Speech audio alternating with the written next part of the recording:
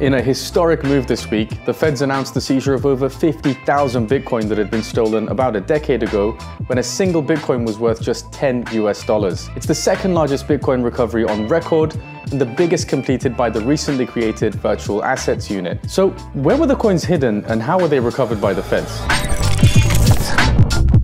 So back in 2012, hacker James Zong managed to obtain more than 50,000 Bitcoins from the dark web's hub for drugs, Silk Road, which the feds eventually shut down in 2013.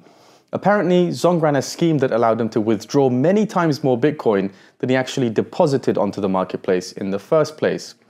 Now, it's not exactly crystal clear how the law enforcement agencies connected the stolen crypto to James Zong, who ended up keeping some of the funds on drives hidden in his underwear drawer and in a popcorn tin. But what we do know is that the feds executed a search warrant on his home in Gainesville, Georgia last November. And even though the value of these stolen coins has dropped significantly since they were recovered, it's still a very lucrative payday for Uncle Sam. For reference, one BTC back in November 2012 was worth around $10. So the 50,676 BTC stolen by James Zong would have only been worth about $500,000 or so at the time. Today, the loot is worth about 2,000 times more than that, despite having lost 2/3 of its value at the time of seizure.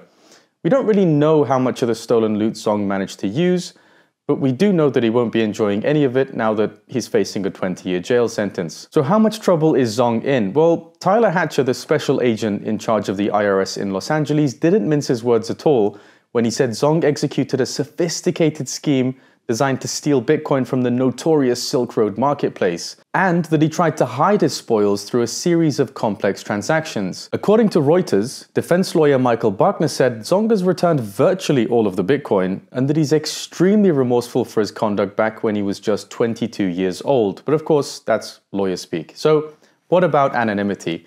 Since cryptocurrencies and the Silk Road being mentioned in the same sentence quite rightly raises questions of privacy, you might be wondering how on earth anyone could trace a bunch of 10-year-old transactions back to James Zong's bedroom in Georgia. Well, the idea that cryptocurrencies are completely anonymous isn't exactly accurate.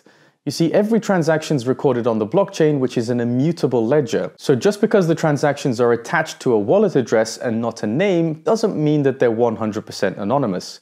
Then the next logical question is, all right, how do the feds connect the dots?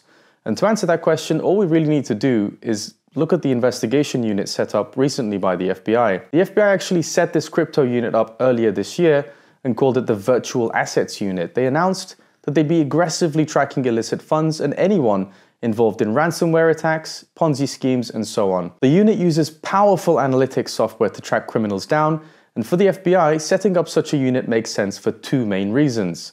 The first reason is that retail investors can and do lose significant amounts of their hard-earned money when this type of illicit activity goes on. So when you combine last year's meme stock saga, the economic downturn we're experiencing now, and the increased adoption of cryptocurrencies across a number of industries, the government needs to publicly address these issues and protect the electorate. A likely much bigger reason for the seizure of all of that Bitcoin is that it's an insanely lucrative project for the US government. Chainalysis reports that over $14 billion of crypto was sent to illicit addresses last year alone. So it goes without saying that the FBI's Virtual Asset Unit only has to recover a small percentage of this amount to make it a profitable endeavor. The US government is sending a clear signal that two can play this game. By enlisting the VAU to deploy powerful analytics software and undertake complex processes of tracking down crypto that was stolen a decade ago, they're asserting that the government is not as archaic, technologically speaking, as some of us might still believe. So, thank you for stopping by. We'll keep you updated on the latest DeFi news again tomorrow.